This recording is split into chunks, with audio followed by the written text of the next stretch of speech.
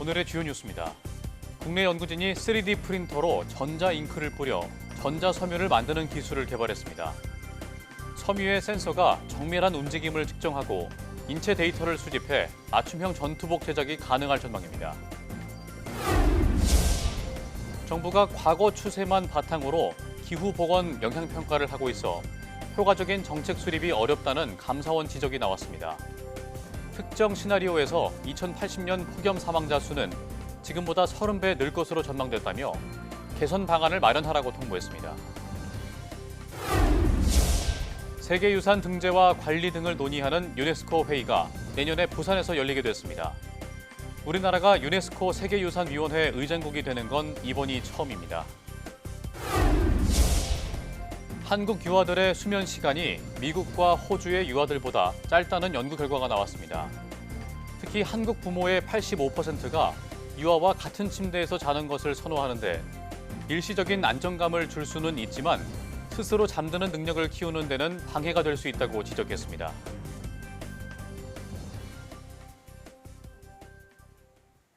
여러분 안녕하십니까? 사이언스투데이 시작합니다. 기후변화가 미치는 영향을 예측하는 기후보건 영향평가 과정에서 정부가 과거 추세만 분석하고 있어 효과적인 정책 수립이 어렵다는 감사원 지적이 나왔습니다. 감사원은 기후위기 적응 및 대응 실태 감사 결과 보고서를 통해 질병관리청과 행정안전부에 개선 방안을 마련하라고 통보했습니다. 감사원 분석 결과 특정 시나리오에서 폭염 사망자 수는 2010년대 대비 2080년에는 30배로 늘고 쯔쯔가무시증과 장염 환자의 의료기관 이용 건수도 같은 기간 각각 18.6배와 43배 증가할 것으로 예측됐습니다. 하지만 질병관리청은 예산 부족 등을 이유로 과거 10년 동안 사망자 수나 감염병 환자 신고 건수 등만 단순 집계하고 있어 미래 대비 자료로 효용이 낮다고 판단됐습니다. 올여름에도 극한 호우 등 많은 비가 내릴 것으로 예보되면서 비 피해 우려가 커지고 있습니다. 비의 강도에 따른 위험도와 대처 방법은 무엇일지 이승배 기자가 전해드립니다. 여름철 하늘에서 쏟아지는 굵은 비, 도로에 물이 고이고 물웅덩이가 생기기 시작하는 비의 강도는 시간당 5에서 10mm 수준입니다. 다소 빗줄기가 굵어지지만 우산을 쓰면 바깥 활동을 할 수 있는 수준입니다. 문제는 시간당 30mm 안팎이 될 때부터입니다. 우산이나 우비가 있어도 비에 젖고 운전할 때도 시야 확보가 어렵습니다.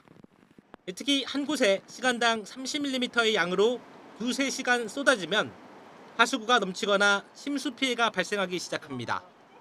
시간당 50mm를 넘는 비는 극한 호우라고 부르는데 내렸다 하면 바로 피해가 발생할 수 있는 이른바 물폭탄입니다. 마치 폭포수처럼 강하게 쏟아져 짧은 시간에도 하수관이 역류하거나 지하차도, 지하주차장이 침수될 수도 있습니다.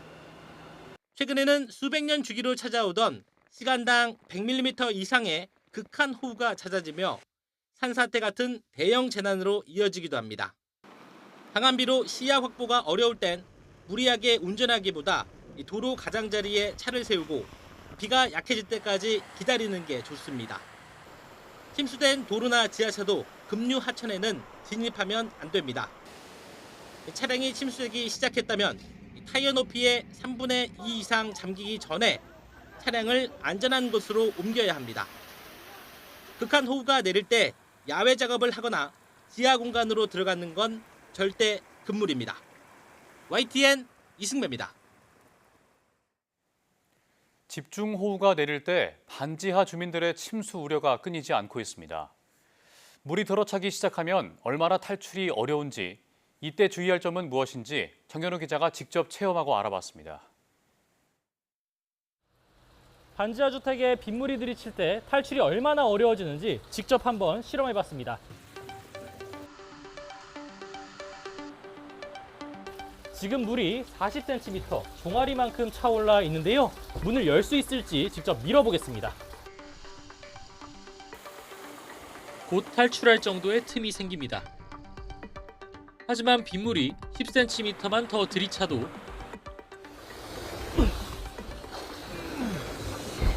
누가 막고 선 것 같습니다. 정말 힘드네요, 이게. 무릎 정도까지만 와도 탈출은 쉽지 않을 것 같습니다. 허벅지까지 물이 차면 사람이 아니라 바위가 막는 것 같습니다. 진짜 안 밀리네요, 이거. 건장한 성인 2명이 달려들어도 꿈쩍도 않습니다. 집에서 탈출해도 난관이 기다립니다. 정말이지 빗물이 물밀듯이 내려치는 상황인데요. 제가 직접 한번 올라가 보도록 하겠습니다. 난간을 잡은 팔 힘으로 간신히 걸음을 옮깁니다. 난간이 없다면 더 위험합니다. 올라오는 중간에 중심을 잃고서 뒤로 넘어질 뻔한 적이 한두 번이 아닌데 정말 넘어졌으면 아찔한 높이라서 큰일 날 뻔했다는 생각이 듭니다. 그래서 조금이라도 빨리 대피하는 게 중요합니다. 지하로 조금이라도 물이 유입될 경우, 그리고 지하 구조물 안에서 배수구가 조금이라도 원류한다면 그때 바로 지하를 나오셔서 지상 높은 곳으로 대피하시는 게 좋습니다. 하지만 고령자나 혼자 사는 경우가 많아 위험 상황을 빨리 알고 대응하기 쉽지 않은 것도 문제입니다. 이에 따라 주거 환경을 개선하는 도시 정비에도 속도를 내야 한다는 지적입니다. YTN 정윤우입니다.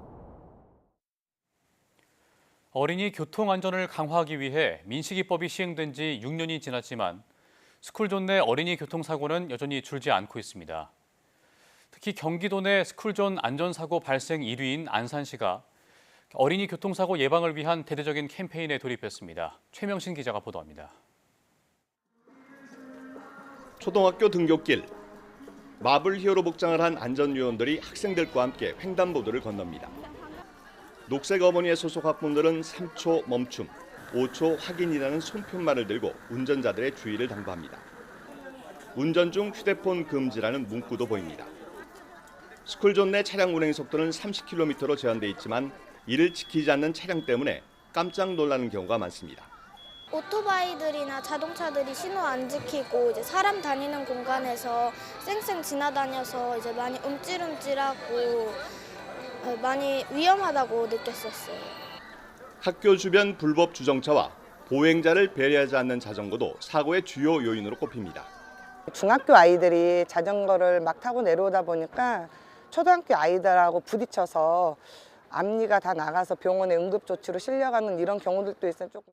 안산시는 스쿨존 어린이 안전사고가 경기도에서 가장 많은 곳입니다. 2023년 한 해 동안 총 11건이 발생해 다른 지역을 압도했습니다. 이에 안산시가 전 시민이 참여하는 대대적인 예방 캠페인을 시작했습니다. 운전자에겐 배려와 양보를, 어린이에겐 횡단보도를 건널 때 더욱 주의를 당부하는 내용입니다. 시는 캠페인 인증사진을 SNS에 올려 공유하는 시민운동으로 발전시켜 나간다는 계획입니다. 스쿨존 안전협의체 구성, 인프라 시설 개선 사업 등을 단계적으로 추진해 시민이 체감할 수 있는 안전문화 선진도시를 만들어 나가겠습니다. 안산시는 관내 20개 초등학교에 LED 바닥 신호등과 미끄럼 방지 포장 등 첨단 스쿨존 안전시설을 설치하는 시설 개선 사업도 함께 추진하기로 했습니다. YTN 최명신입니다. 다이어트를 위해 위고비와 같은 체중 감량 치료제를 찾는 분들이 늘고 있습니다. 하지만 약값이 수십만 원에 달하다 보니 실손보험 보장을 받을 수 있는지 궁금하실 텐데요. 금융당국은 단순 비만 치료 목적으로는 보상받기 어렵고 보험사 약관마다 달라서 내용을 꼼꼼히 따져봐야 한다고 당부했습니다. 손효정 기자입니다. 일주일에 한 번 주사를 맞아 체중 감량에 도움을 받을 수 있는 다이어트 치료제 위고비에 대한 인터넷 문의 글입니다. 한 달에 40만 원 넘는 약값을 실손보험으로 청구할 수 있는지 병원마다 답변이 다르다며 답답함을 호소합니다. 비슷한 체중 감량 치료제 삭센다의 경우 비만 치료 목적으로 보험 청구가 가능한 것 아니냐는 글도 올라와 있습니다. 최근 이 같은 비급여 치료의 보장 여부를 두고 보험사와 소비자의 분쟁이 늘어나자 금융감독원이 실손보험 청구 유의사항을 안내했습니다. 먼저 단순 다이어트, 즉 비만 치료 목적으로 위절제 수술을 하거나 위고비를 처방받았다면 보험금으로 돌려받기는 어렵습니다. 대부분 보험이 약관에 비만 치료는 보장 대상이 아니라고 명시했기 때문입니다. 다만 비만으로 생긴 당뇨나 고혈압과 같은 질병 치료 목적이라면 건강보험이 적용되고 본인 부담금을 실손보험에서 보상받을 수 있습니다. 척추에 약물을 투입해 통증을 완화하는 신경 성형술을 받고 보험금을 청구할 때도 유의해야 합니다. 신경 성형술을 받으려고 입원했더라도 입원 치료 필요성을 인정받지 못하면 돌려받을 수 있는 보험금이 100만 원 넘게 차이가 나기 때문입니다. 금감원은 피부 질환 치료를 위해 의사 처방으로 보습제를 여러 개 구매하는 경우에도 진료 한 번에 보습제 1개까지만 보장받을 수 있다고 설명했습니다. 하지만 보험금 보장 여부와 구체적인 범위는 결국 환자의 상태나 개별 보험사의 약관에 따라 달라지기 때문에 치료 전에 내용을 꼼꼼히 살펴보는 게 중요하다고 강조했습니다. 보장 여부는 환자의 상태라든지 병원에서 치료받은 내용, 해당 보험회사의 약관에 따라 조금씩 달라질 수 있기 때문에 가능하면 병원 치료에 앞서서 해당 보험 회사에 문의를 한다거나 금융당국은 해외에 석 달 이상 장기간 체류할 경우 그 기간 납입한 실손보험금은 환급받을 수 있다며 계약 해지 전 환급 여부를 문의하라고 안내했습니다. YTN 손효정입니다.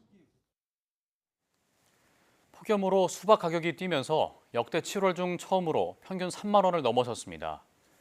한국농수산식품유통공사의 가격 정보 사이트를 보면 15일 기준 수박 한 통의 평균 소매가는 3만 65원으로 3만 원을 돌파했습니다. 지난해와 비교하면 40.9% 올랐고 최고값과 최저값을 제외한 3년 평균치인 평년 가격보다 무려 43% 비쌉니다. 수박 한 통이 7월 중 3만 원을 넘은 것은 이번이 처음으로 지난해 집중호우와 더위의 여파로 8월 월간 평균 수박값이 3만 원대를 기록한 적은 있습니다. 오는 21일부터 지급되는 민생회복 소비 쿠폰은 9월에 태어나는 신생아도 받을 수 있습니다. 우선 신생아도 1차 지급 기한인 9월 12일까지 출생 신고를 마치고 이 신청을 요청하면 대상이 될 수 있습니다. 또 의무 복무 중인 군인은 나라사랑 카드로 받는 경우에 한해 전국 군 마트에서 사용할 수 있고 요양병원이나 시설 입소자는 본인이나 형제자매가 대리해 신청할 수 있습니다. 쿠폰은 배달앱에서 사용할 수 있지만 대면 결제에만 적용되고 키오스크와 테이블 주문 시스템은 이용이 제한될 수 있습니다. 대형마트나 백화점에서는 쓸 수 없지만 임대 매장 가운데 소상공인이 독립적으로 운영하는 곳에서는 사용할 수 있습니다. 개인별 제작과 맞춤형 훈련이 가능한 스마트 전투복이 나올 날도 머지않아 보입니다. 국내 연구진이 섬유 위에 전자회로를 직접 그려넣을 수 있는 전자섬유 플랫폼을 개발했습니다. 박희현 기자가 보도합니다. 3D 프린터가 특수 잉크를 분사해 섬유 표면에 센서를 그려냅니다. 섬유의 전류를 흘려보내자 센서가 정확하게 반응합니다. 국내 연구팀이 탄소 나노튜브 등을 조합해 유연성과 전도성을 띠게 만든 전자잉크입니다. 이 잉크를 입혀 제작한 전자섬유는 10,000번의 반복적인 테스트에서도 안정적인 성능을 유지했습니다. 촉각 센서를 함유된 잉크를 전투복에 바르고 다양한 움직임이나 아니면 물체 인식 같은 실험을 진행했는데요. 6개의 물체에 대해서 98.3%의 정확도로 물체를 인식할 수 있었습니다. 이 전자섬유 기술은 스마트 전투복으로 군 장병들이 활용하게 될 전망입니다. 전투복의 센서가 전투원의 정밀한 움직임을 측정하고 인체 데이터를 수집해 맞춤형 훈련 모델을 제시할 계획입니다. 특히 특수 잉크를 원하는 패턴으로 섬유에 인쇄할 수 있어 전투원 개인의 특성을 반영한 맞춤형 제작도 가능합니다. 3D 프린터 같은 경우는 한 개의 코드를 가지고 원하는 사람의 신체 모양이나 원하는 부위에 따라서 반자동으로 계속하여 제작을 가능하다는 점이 좀 차별화된 것 같습니다. 연구팀은 최첨단 신소재 개발 등 국방 분야 첨단화를 통해 병력 자원 감소 등 우리 군이 직면한 과제들을 해결하는 데 집중한다는 계획입니다. YTN 사이언스 박기현입니다. 한국 유아들의 수면 시간이 미국과 호주보다 짧다는 연구 결과가 나왔습니다. 성신여대 서수연 교수, 호주 모나시대 베이베이 교수 공동연구팀은 24개월 이하 유아를 둔 한국과 미국, 호주 부모 2천여 명을 설문조사한 결과 생후 12개월 기준으로 한국 유아는 다른 두 나라 유아보다 하루 평균 약 74분 덜 자는 것으로 나타났다고 밝혔습니다. 또 한국 부모의 85%는 유아와 한 침대에서 자는 것을 선호하는 반면 호주는 31%, 미국은 6%에 불과하다면서 이 같은 방식은 아이에게 일시적인 안정감을 줄 수 있지만 스스로 잠드는 능력을 키우는 데는 방해가 될 수 있다고 설명했습니다.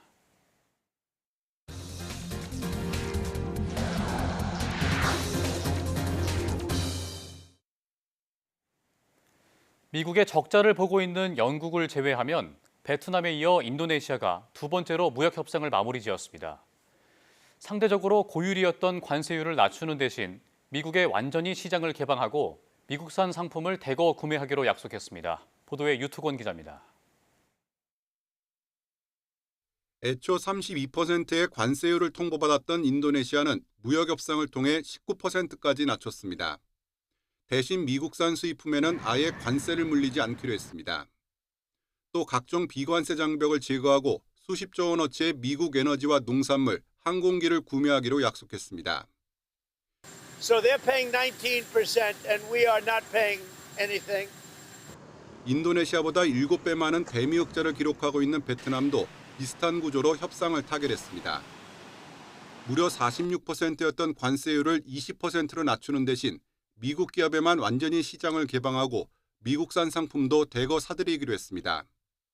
트럼프 대통령은 이런 협상 골격이 인도에도 적용될 거라고 예고했습니다. India basically is working along that same line. We're going to have access into India. 하지만 이들 나라와 한국, 일본의 사정은 크게 다릅니다. 누적된 대미흑자 규모가 워낙 큰 데다 일부 농축산물을 제외하면 이미 미국산 수입품에 물리는 관세가 거의 없거나 미미한 수준입니다. 상호 관세와 별도로 품목별 관세가 적용되는 자동차와 철강, 반도체, 의약품 등이 주력 수출품입니다. 대규모 미군 주둔에 따른 방위비 문제까지 얽혀 있습니다. Well, the trade agenda right now seems to be built on a sense of the rest of the world owing the U.S. something that President Trump wants to regain. 큰 출혈 없이 미국을 만족하게 하는 이른바 윈윈의 해법을 찾기 쉽지 않은 상황에서 막판까지 고심이 계속될 것으로 보입니다. YTN 유투건입니다. 도널드 트럼프 미국 대통령은 현지 시간 15일 외국산 의약품에 대한 품목별 관세를 이르면 이달 말부터 부과할 계획이라고 밝혔습니다. 백악관 공동취재단에 따르면 트럼프 대통령은 기자들과 만난 자리에서 의약품 관세 부과 계획에 대해 질문받자 아마도 이달 말이 될 것이라고 밝혔습니다. 트럼프 대통령은 낮은 관세로 시작해서 제약회사들에게 1년 정도 미국 내에 생산 라인을 건설할 시간을 줄 것이라며 그런 다음 매우 높은 관세를 부과할 것이라고 설명했습니다. 의약품 관세를 단계적으로 인상한다는 구상을 밝힌 겁니다. 이어 외국산 반도체에 대한 품목별 관세 부과 시간표에 대한 질문에 의약품과 비슷하다며 덜 복잡하다고 밝혔습니다. 이재명 대통령이 오는 10월 경주에서 열리는 에이펙 정상회의 초청 서한을 20개 회원국 정상에게 보냈습니다. 미국 트럼프 대통령과 중국 시진핑 국가주석 등이 초청 대상에 포함됐는데 북한과 러시아의 참석 여부도 주목됩니다. 홍민기 기자가 보도합니다. 이재명 대통령이 오는 10월 경주에서 열리는 에이펙 정상회의를 앞두고 각 정상에게 초청 서한을 보냈습니다. 미국, 중국 등 20개 에이펙 회원국이 대상입니다. 이 대통령은 초청 서한에서 에이펙이 지난 30여 년 동안 아태 지역 내 지속 가능한 경제 성장과 번영에 기여해 왔음을 높게 평가하고 앞서 이 대통령은 보수 언론인들과 회동해서 미국 트럼프 대통령이 에이펙에 와야 하는데 아직 결정되지는 않았다는 취지로 말한 것으로 전해졌습니다. 중국 시진핑 국가주석의 참석 가능성도 비교적 크다고 언급한 것으로 알려졌습니다.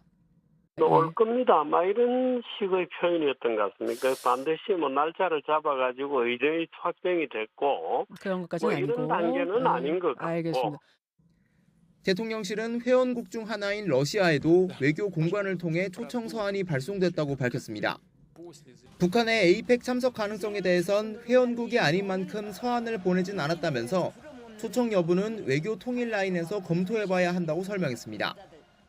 에이펙은 아시아 태평양 지역 국가들로 구성된 국제기구로 우리나라에서 정상회의가 열리는 건 지난 2005년 부산회의 이후 20년 만입니다. 지속 가능한 내일이라는 주제로 열리는 올해 회의에선 지역 내 국가들의 연결성 강화, 디지털 혁신 진전 등이 논의될 예정입니다.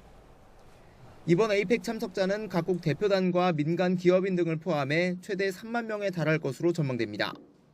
앞서 비상계엄과 탄핵 정국을 거치며 인프라 준비가 더디다는 지적도 불거졌는데 대통령실은 민관 협력을 통해 숙소 등은 큰 문제가 없는 것으로 파악됐다고 설명했습니다. 이번 정상회의가 미국과 중국, 북한과 러시아가 한자리에 모이는 계기가 될지 주목되는 가운데 대통령실은 각국 정상의 참석 여부는 확정되는 대로 밝히겠다고 설명했습니다. YTN 홍민기입니다. 전 세계 문화유산 가운데 세계유산에 등재할 대상을 결정하는 유네스코 회의가 내년에는 우리나라 부산에서 열리게 됐습니다. 프랑스 파리에서 열리고 있는 제47차 유네스코 세계유산위원회는 내년 7월로 예정된 다음 회의 개최국으로 우리나라를 선정했습니다. 앞서 우리나라는 세계유산위원회 유치를 추진하며 국내 개최 후보지로 부산을 최종 선정했습니다. 우리나라가 유네스코 세계유산위원회 의장국이 되는 건 이번이 처음으로 최응천 국가유산청장은 성공적인 진행을 위해 모든 준비를 다하겠다고 다짐했습니다. 일본이 자국 방위 정책을 담은 방위 백서에서 21년째 독도를 자국 영토라고 억지 주장을 펼치고 있습니다. 그런데 올해는 이런 주장을 담은 어린이용 방위 백서를 처음으로 책자 형태로 일본 전국 초등학교에 뿌리기 시작했습니다. 도쿄에서 김세호 특파원의 보도입니다. 이시바 내각 출범 후 첫 방위 백서에서 일본은 독도를 자국 고유 영토라며 다케시마로 칭하고 영토 문제가 미해결 상태에 있다고 내세웠습니다. 21년째 억지 주장이지만 올해는 여기에 더해 다케시마가 표기된 어린이용 방위 백서 6,100권을 일본 전국 초등학교 2,400곳에 뿌렸습니다. 지난 2021년부터 방위성 홈페이지에 온라인 형태로 공개해왔는데 책자 형태는 이번이 처음입니다. 지도에는 독도가 다케시마로 표시돼 일본 영토로 그려져 있고 동해는 일본해로 표기되어 있습니다. 将来を担う小中学校生の皆さんにも防衛省自衛隊について理解を深めてもらうように我が国防衛の入門書となる丸分かり日本の防衛も同時に公表いたしました。 하지만 일본 내에서는 이러한 어린이용 방위 백서 배부에 대한 우려의 목소리도 나옵니다. 우선 정치권 견해가 갈리는 안보 정책에 대해 어린이들이 한쪽 면만 인식하게 할 수 있다는 겁니다. 또 특정 국가들을 지목해 방위력 강화의 필요성을 설명하는 과정에서 각 나라에 뿌리를 둔 어린 학생에게 상처를 줄 수 있다는 비판도 제기됩니다. 우리 정부는 부당한 독도 영유권 주장에 즉각 철회를 촉구하며 강력히 항의했습니다. 일본 정부의 어떠한 주장도 우리 주권에 하등의 영향도 미치지 못한다는 것을 재차 분명히 하며 독도에 대한 일본의 어떠한 도발에 대해서도 단호히 대응해 나갈 것을 밝힙니다. 이와 함께 외교부는 주한 일본 대사관 총괄 공사 대리를, 국방부는 주한 일본 방위 주재관을 불러 강력히 항의했습니다. 일본이 독도 영유권 주입 교육을 어린 학생들에게 더욱 강화하려는 움직임은 한일 관계 개선 동력을 떨어뜨릴 수 있다는 지적이 나옵니다. 도쿄에서 YTN 김세호입니다.